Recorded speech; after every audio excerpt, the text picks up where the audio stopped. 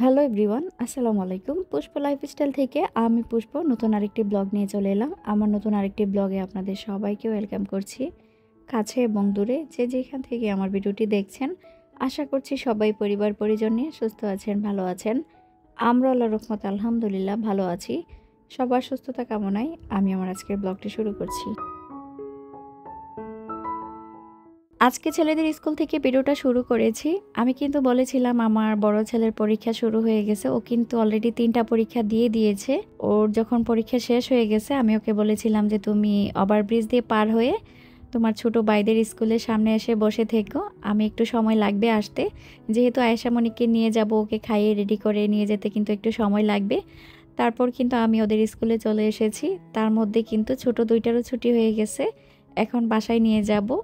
একজন আপু কিন্তু আমাকে জিজ্ঞেস করেছিল, আপু তোমার ছেলেরা কোন স্কুলে পড়ে?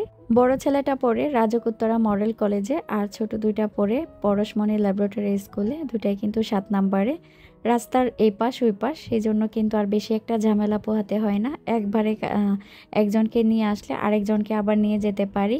এখনকার বাচ্চাদের পড়ালেখা মানে করা, ডিউটি করা। ওদের স্কুলে আপ ডাউন করতে করতে আমার সারাদিনের অর্ধেকটা বেলায় শেষ হয়ে যায়। মাঝে মধ্যে এত ক্লান্ত হয়ে যায়।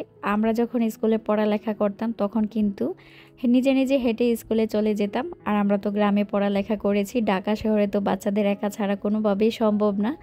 যতবারই যাই স্কুলে দরজায় ঢুকিয়ে তারপর কিন্তু বাসায় ফিরে আসতে হয়। যাই হোক, তারপর কিন্তু বাসায় চলে এসেছি। আর বাসায় এসেই কিন্তু আমি একদম রান্নাঘরে ঢুকে পড়েছি, কারণ আগে আমার রান্নাটা শেষ করতে হবে।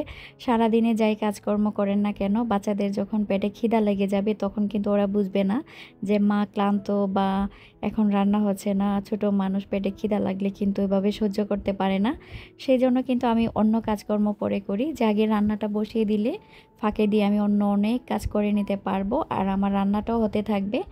আর সবচেয়ে সহজ রান্না হচ্ছে মুরগি রান্না করা, ওরা যেটা পছন্দ করে। এখনকার বাচ্চারা দেখবেন মুরগি ছাড়া কিছুই খেতে চায় না। তো আমি কিন্তু সহজ রান্না হিসেবে আজকে মুরগি রান্না করে নিচ্ছি। অনেক সময় দেখা যায় কাজের চাপটা যখন বেশি থাকে আমি মুরগির দিকেই ছুটি, মুরগিটাই রান্না করি, ওরাও খেয়ে ফেলে আর আমার জন্য সহজ হয়। খালা থাকাতে কিন্তু অনেক সুবিধা হয়েছে। আমি যখন বাইরে যাই, বাইরে যাওয়ার আগে কিন্তু যা যা কাটাকাটি প্রয়োজন সব খালাকে বুঝিয়ে দিয়ে যায়। খালা কিন্তু সুন্দর করে কেটে রেখে যায়, আর আমি বাইরে থেকে এসে রান্না করে ফেলি। বাসায় ফিরে এসে যদি এই যে কাটাকাটি করে তারপর রান্না বসাতে হতো, তাহলে সারাদিন না খেয়ে থাকতে হতো। এখনের দিন যেহেতু অনেক ছোট, খাবার খেতে খেতেই কিন্তু আসরের আজান দিয়ে দেয়। আমার এই ছোট্ট দিনটা একদমই পছন্দ না। কোনো কিছুই কুলিয়ে ওঠা যায় না, কোনো কাজকর্ম সময় মতো করা যায় না। খাবার খেতে খেতে আসর আজান দিয়ে দিলে দেখা যায় আর বিকালে শোয়া যায় না। আর বিকালে না শুতে পারলে কেমন জানে শরীর খুব খারাপ লাগে। আসরের আজানের ঠিক পরপরই কিন্তু মাগরিবের আজান দিয়ে দেয়। বড়দিন হলে কিন্তু দুপুরে খাবারটা লেট করে খেলেও বিকালে শোয়া যায়, আবার বিকালে ছাদে যাওয়া যায়। সন্ধ্যা হতেও সময় লাগে। ছোট্ট দিন হওয়াতে কিন্তু কোনো কিছুই মানে আয়ত্তের ভিতরে থাকে না, সবই এলোমেলো। মুরগির মাংস বা গরুর মাংস আমি যাই রান্না করি না কেন, আমি কিন্তু সবসময় হাতে মেখেই তারপর মাংসটা রান্না করি। আজকে মশলাটাকে আগে কষিয়ে নিয়েছি, তারপর কিন্তু মুরগি আর আলুটা দিয়ে দিলাম। মুরগি আলুটা হতে থাকুক। এখানে কিছু বাজার সদাই এনেছিলাম, সেগুলোই গুছিয়ে নিচ্ছি। তারপর কিন্তু চলে যাব ঘর গোছানোর জন্য। এই মুহূর্তে এসে কিন্তু আমার প্রিয় আপুদের কাছে ছোট্ট করে একটা রিকোয়েস্ট করে নিয়েছি, যারা ভিডিওটিতে ক্লিক করেছেন প্লিজ ভিডিওটিতে একটা লাইক দিয়ে ভিডিওটি কন্টিনিউ করবেন।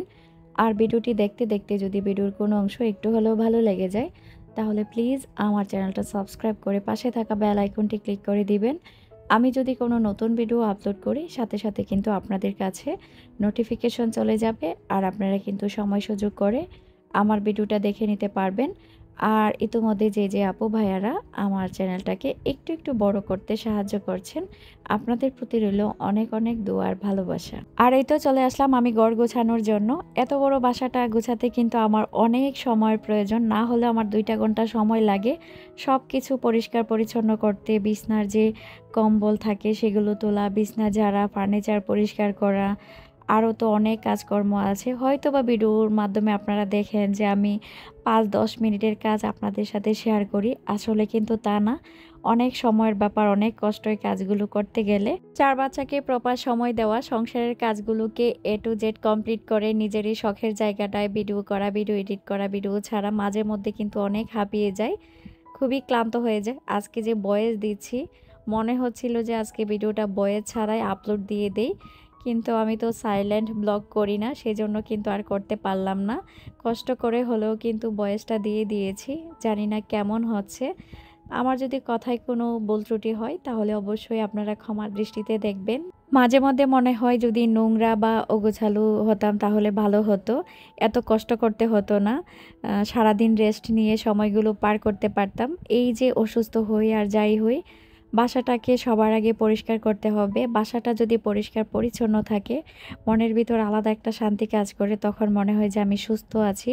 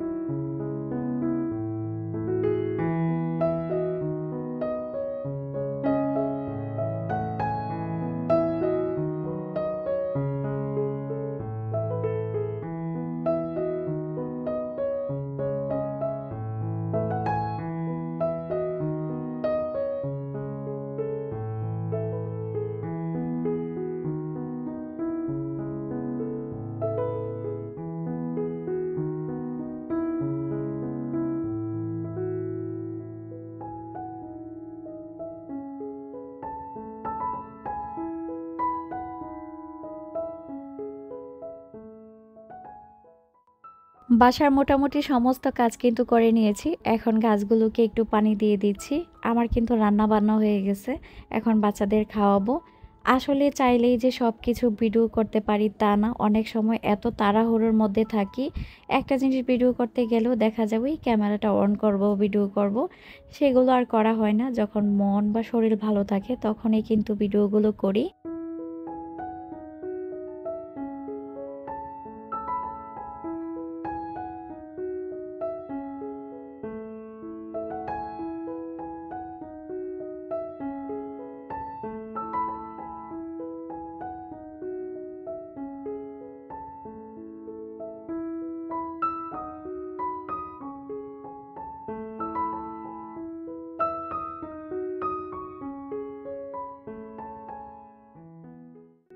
সংসারের টুকিটাকি কাজ আর রান্নাবান্না দিয়ে কিন্তু আমি আমার আজকের ভিডিওটি সাজিয়েছি। এই যে দেখুন, আমার কিন্তু মুরগির তরকারি রান্না হয়ে গেছে। এখন বাচ্চাদের খাবার দিব আর সাথে কিন্তু ডালটাও বাগার দিয়ে দিচ্ছি। তো আজকের জন্য কিন্তু এখানেই বিদায় নিব। আবার কিন্তু চলে আসবো নতুন আরেকটি ভিডিও নিয়ে। আপনারা সবাই ভালো থাকবেন। আমিও আমার পরিবারের জন্য সবাই দোয়া করবেন। আল্লাহ হাফেজ।